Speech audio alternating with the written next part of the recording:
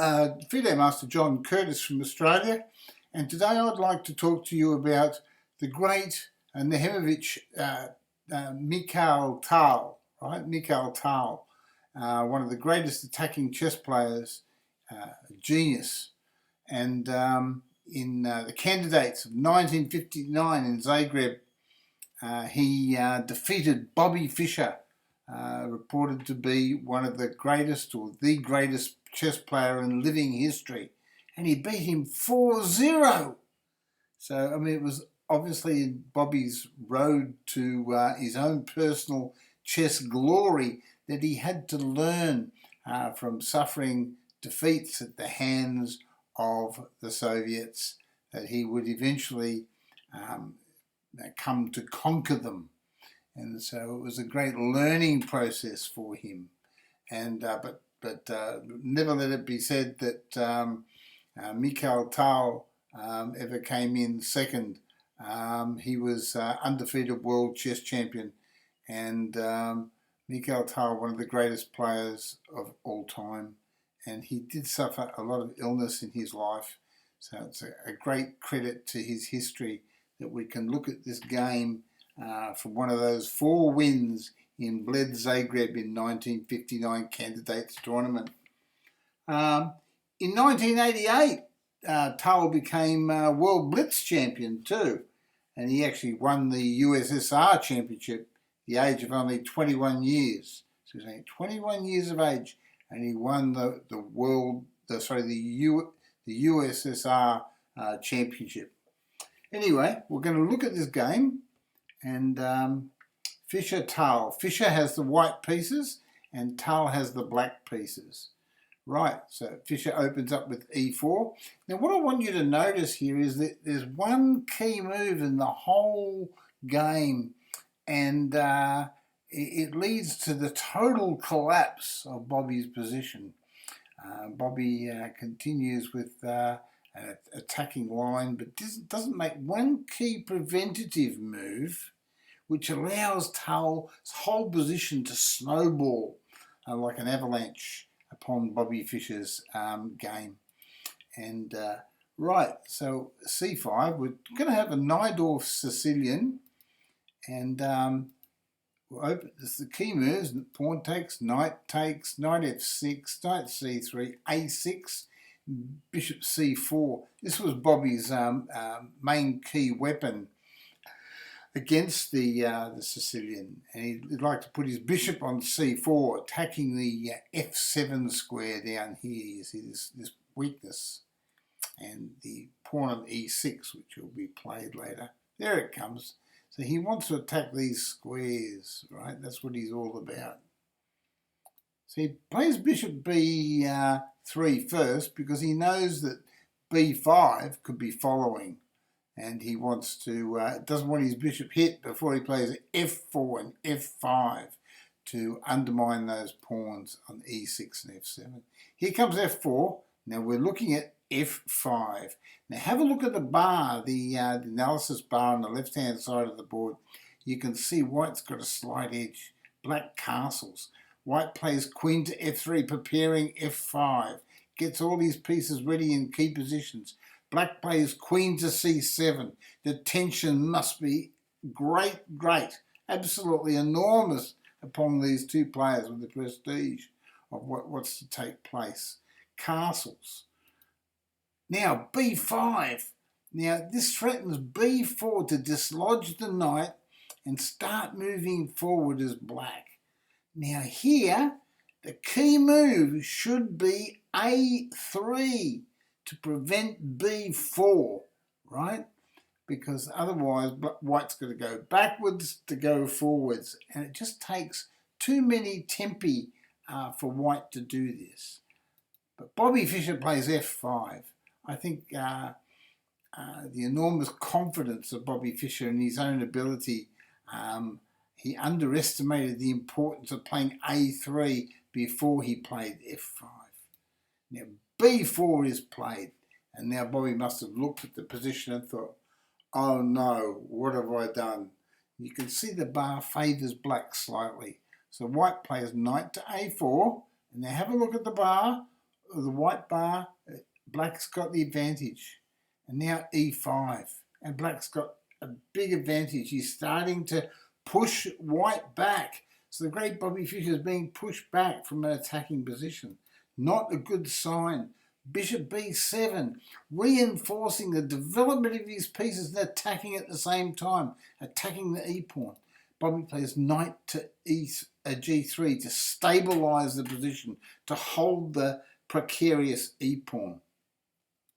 And now, knight b-file to d7, developing another piece, clearing the rooks at the back of the rank of the black position.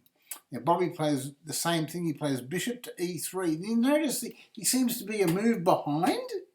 White seems to be a move behind. He's played bishop e3 and then he clears his rooks. It's almost like black's got the white pieces. And I think that's all because of that b4 move. And you can see the engine's giving advantage to black. And so TAL must have been very happy with his position. You know, bishop c6, just putting pressure on the position and preparing queen to b7, put more pressure on the e-pawn so that white's position might collapse. Now Bobby retreats his bishop so that his rook can come on the a file to e1. Right, there goes the attack. Here comes the defense. Right, look on the f file to e1 he plays. But you can see he had to move his bishop back to be able to have a rook move over and to hold that e-pawn.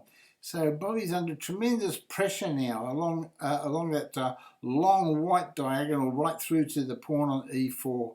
And so one would have to look at the position, the analysis bar engine says black's got an enormous advantage. And now d5, the freeing move. It's a thematic move. We call it the thematic. Thematic, as many of the chess players know.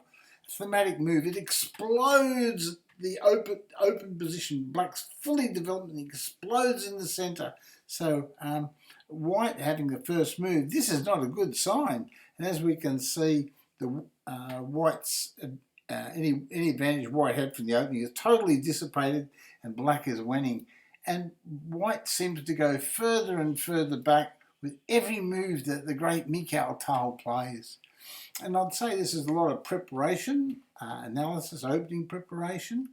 And I'm sure that Bobby Fischer in future years would have played that a3 key move first, or revised everything that he'd learnt from having such a bad position.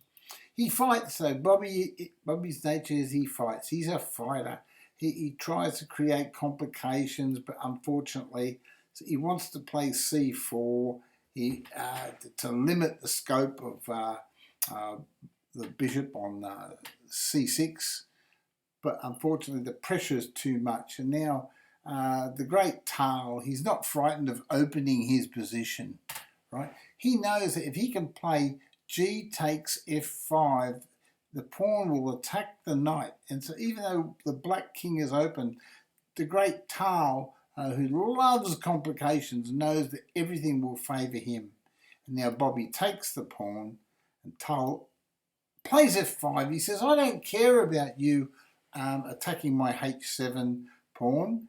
I'm just going to pin your knight and I'm going to win it. I'm going to throw everything I can at you, the whole kitchen sink. And as we can see by what the engine's analysis is, it's minus 3.59. Black's got an awesome position. And the great Bobby Fischer, unfortunately, is lost. And he just goes backwards. But it all came back to that one move, a3, to prevent the tempo b4. And that's where the whole game turned on the pivot of one little move. So close is the tension between these two great players. Now, as we can see, Bobby had to check to get to get off the pin of the pawn that was attacking his knight, and now he can play knight there, try to create some sort of distraction there by eliminating some pieces and trying to take the pressure off. But have a look at Black's position. Every piece is an active piece. They're all performing a function. The knights on d7 are covering that square where Bobby moved his knight. The white bishop, this bishop here looks like a pawn. It's a dead bishop, okay? So he's playing virtually a piece down. There's no diagonal there. That bishop is virtually a pawn. That's something that Bobby Fischer would never normally do. But Bobby, I think, realises at this stage that the game is up. And he might have been disconcerted by earlier losses to the great Mikhail TAL too. So he might have wanted to just get on the plane and go home and rethink his campaign for the next World Championship, which he would eventually take in Reykjavik, Iceland in 1972. So this was a learning experience for him. Knight takes. And now queen to c7. Just holding the e-pawn. The rook was threatening the e-pawn, so black holds the e-pawn. White attacks the e-pawn. Now, black protects it. As you can see from the bar, the engine says, well, there's no way you can play yourself back into this position. He knows at this stage that the bishop here and the knight here are both attacking the G2 square. And so he thinks, well, the only move to protect that square is to give up the exchange. But he also knows that the position is hopeless. But I think he's just playing on for a few more moves and just hoping for a miracle. But I'm sure Bobby would have realised that the game was up. Bishop takes pawn, just finally just opening up the white king. And a great player like Mikhail TAL, you just don't get out of this sort of position. So knight takes pawn, Bobby pinches a pawn. Mikhail TAL gives him a check. He takes it up. The king is now open. And now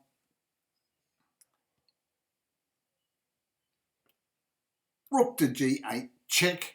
Where's your king going to go, Bobby? And he knows he can't put it on the white square. He'll be mated in a few. So he goes up. He chooses to go up, up. He couldn't go to h1 because he would have been mated in just a couple of moves. The white squares are so weak. And now black plays queen to g7. Okay. And Bobby says, well, I don't want you to make me next move. I'll just stop you from doing that, checkmate. He plays bishop d1, and then Mikhail TAL plays rook e6, threatening the knight, but also threatening a big checkmate, and the checkmate can't be stopped.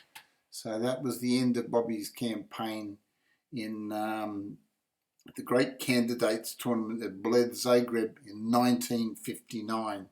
And we all know that in 1960, the great Mikhail TAL would play Mikhail Botvinnik, recognised as like one of the fathers of chess, and he would play Mikhail Botvinnik and win the world chess title. And Mikhail TAL was an undefeated world chess champion. He never quite got back to those heights again, but Botvinnik beat him in the rematch, and that was basically TAL stayed in the top 10 for quite a few years after that, but he did have failing health, as we all know. Anyway, listen, thank you very much for sharing this game with me and sharing the memory of the great Mikhail TAL, Mikhail Nehemievich TAL, from Riga, Latvia. And the world sorely missed him when he left us. Okay, all right then. Thank you. And again, I look forward to seeing you again on the next video. Please give the video a thumbs up if you like it. And it's free to subscribe. So please hit the subscribe button, hit the thumbs up button, and subscribe so you get more notifications and more videos. And I do stream on Twitch, and you might be able to catch me there on FM John Curtis Chess. Thank you. Bye. Bye for now.